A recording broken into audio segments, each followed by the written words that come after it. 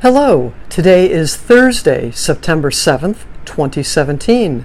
I'm Sharon Dingus, and I'm here to share with you another ray of light. I'm coming to you from Acres for Art and Enlightenment, home of AwakeningLight.net and Red Dog Creations Art Studio. Today it feels as if everything is finally getting back in place. The things that I've needed, wanted, felt as if I need to do, probably for the past 4 to 5 months,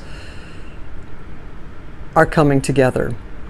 One of the items that came together very nicely for me today that I finalized was having a quote-unquote home, or perhaps one might say a pen, a barn for the sow, my studio on wheels, my little 18-foot camper. It's been in the back of my mind and then moved to the forefront numerous times. But since I bought her in April of this year and then picked her up, I think it was end of May, I believe is when I picked it up. But in the back of my mind was, okay, when I'm in California, I'm living in an apartment. When I'm in Wisconsin, I have my property, so there's a place to place her there. But what on earth do I do with her in California? And it was very, I'd say, like serendipity perhaps. I think it was Sunday. I decided to go for a bike ride. Got the Fat Tire bike out. I think I mentioned that during one of my recordings, and had a fun time. And I went towards the airport here in Bakersfield, which is like all of a mile away, which is really cool, being a pilot and a plane nut, and people know that I'm a nut, and an ex-apprentice airframe and power plant mechanic and blah, blah, blah, basically an aviation hound. It was really exciting just to be able to say, hey, I can hop on my bike a mile down the road and I'm at the airport. And I was just tooling around, enjoying the planes. And what did I find was a sign that said Lloyd's Aviation or something to that effect, and they had RV storage. Well, today I finally had a chance to give them a call. As much as I wanted to do a Tuesday or Wednesday, I thought, you know what, I have other things that are priorities, and I decided to give them a call today. Well, lo and behold, they said, yeah, here's how much it costs, but no, we don't have any covered storage. But I thought, okay, that put me on the waiting list for the covered storage, and I'm in California. It's not as if we're going to have feet of snow on top of the RV. The biggest concern was just the beating sun and the heat that's created inside of the RV, and certainly sun damage that can occur. I mean, it's how old is it? 16-year-old camper, so it's not as if it's in pristine condition, but I'd like to have it not accelerate as far as its aging process, kind of like the rest of us, right?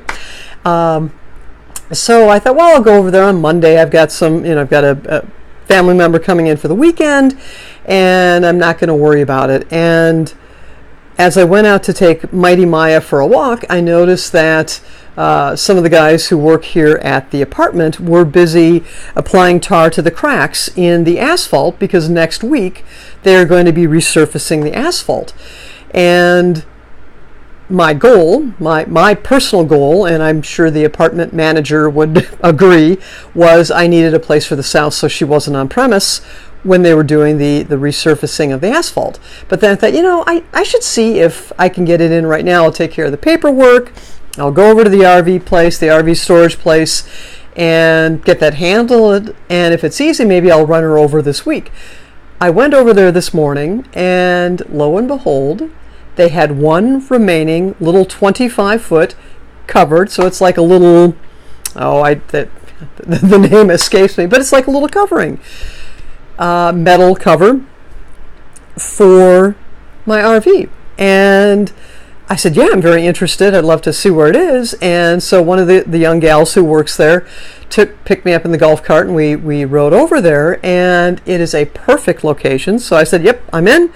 The price was right, and filled out the paperwork, came back to the apartment, hooked up the sow, took her over there. She's all parked. She's happy, and it was amazing. As soon as I put the sow underneath the canopy, I could tell immediately the temperature difference just with that sun beating down. So I'm so excited. And the other piece of it is one of those nagging questions that I have is the sow large enough to do what I need to do? Because part of it is I choose to travel the country at various points in time to visit with friends and family, to go to art festivals, to just go off, pick up a camping spot somewhere where I can create art. And my concern was, ooh, it's kind of small in here. Now, I had to keep in mind was the fact that I had loaded in the sow, is the fact that I was moving a good deal of my life to California. And so it was loaded down with much more than I would be traveling with on a normal basis. So I sought to keep that in mind, even though I thought, oh boy, I'm not sure.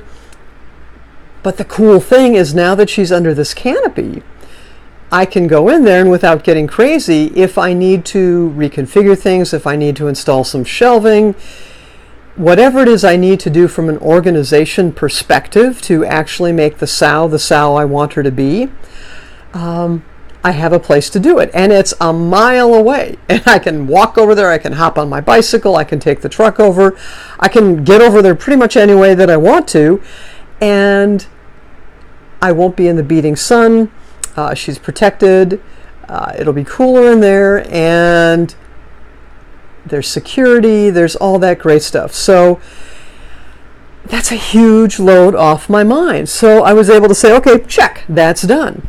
The other thing that's really fun is when I first began these recordings, I had begun studying astrology, some pretty intense astrology, but then I had to set that on the back burner, which I knew I needed to do with the time allotted. But again, in the back of my brain was, oh my gosh, I was just gaining traction on the astrology work, and now I need to set it aside. So today I'm really excited that once I'm done with this recording, I am going to treat myself to some study time, taking some notes and being able to, once again, number one, I need to understand astrology, but I also need to have that personal time to bring in the intuitive side. So that's the other thing that's been lacking is time with intuition. The other really exciting part of all this is, as you can see behind me, shameless promotion of some of the work that I do is my art studio, right? I'm here behind me. I think I mentioned the other day is my kiln. I have her set up. When I'm not using this table that you cannot see because that's where the camera is, that is where I'll be setting up my cutting surface in the main bathroom. It's very attractive. I have my glass grinder. I have my ring saw, so I can do some intricate cutting. And I'm so excited. Last night I was able to take, over right here is a piece that I did, I think it was in the April or May time frame, but I was so excited. It was just a flat piece. And I thought, I think it needs a little something more. So last night I was so super excited. I put it in one of my slumping molds, and it's now a nice bowl. And the other thing that is so much fun is these little babies. This is, I've mentioned it before, it's a Chestahedron, and it is a form of sacred geometry, and actually I have two of them. This one is a commissioned piece, and the gal who purchased it from me at the Pride Festival, she's had some issues that have slowed her down from being able to do the exchange for this piece. But last week while I was traveling, she had reached out. She says, okay, I'm going to be out of town. When I'm out of town, we need to get together. It's like, so let's do that. I did not shatter her day by saying, and by the way, I'm not in Minnesota for a while, so I'm going to need to ship it to you. But for those of you who like the purple and gold, Minnesota Vikings fans, others, this is, again, a Chestahedron, but it's a 7-sided sacred geometry piece. A gentleman by the name of Frank Chester learned this, he created, he researched, he developed, he finally found this beautiful piece of geometry. So this is stained glass. I've made some pieces. This is my demo. This is my very special Chestahedron. There's an amazing photograph that I took of the energy from here, but I've created Chestahedrons for other folks. And what's interesting is it has these 3 kite surfaces, and then 1, 2, 3, 4 triangular surfaces, and all 7 sides have the exact same area. So that is part of what makes it sacred, and it's a very heart-based piece of geometry.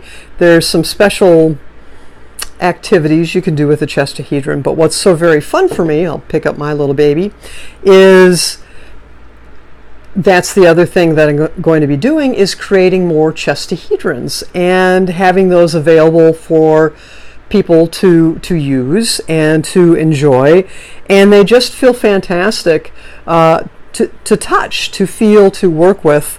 And that's what is so exciting, is okay, all my pieces, all these things that under the surface,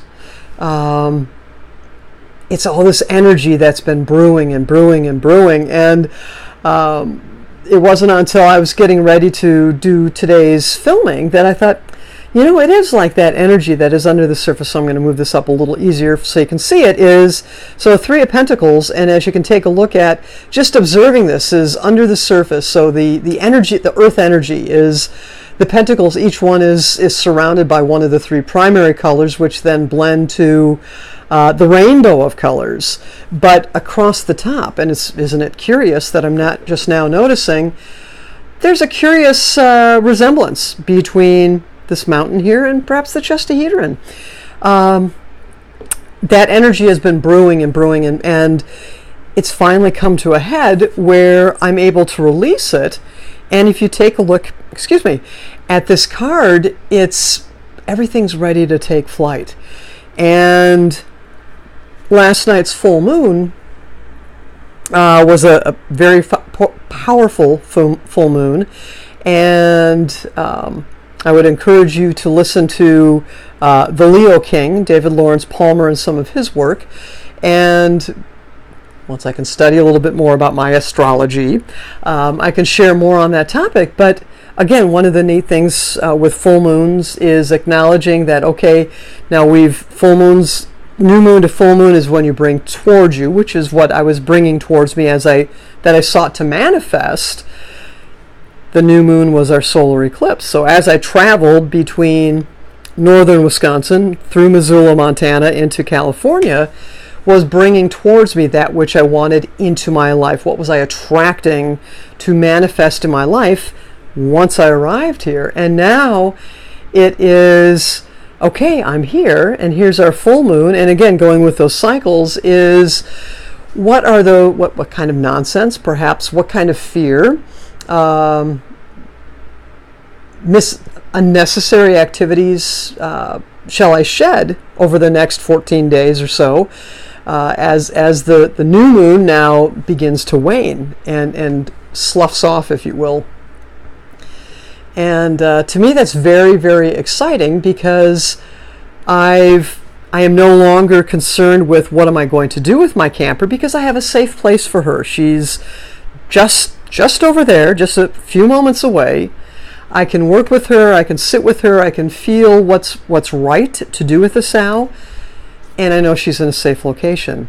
I also have my studio back, and I'm rapidly getting it organized, and that means that I can do my fused glass, I can work on pieces, I can work on my lovely, lovely, lovely Chestahedrons, so I can share these with more people, and little night lights, other things like that. But it's so exciting to finally be at this point. So I hope that each of you, with the more favorable astrological positioning of everything, that you as well are beginning to find that the brakes have now been released in a productive way. So not a chaotic moving forward, but one of those, whew, there's been a lot going on, there's been a lot that I've needed to accomplish, and now I can get down to it. Thank you for taking the time to watch. I send you blessings, love, and light as you go about your day today.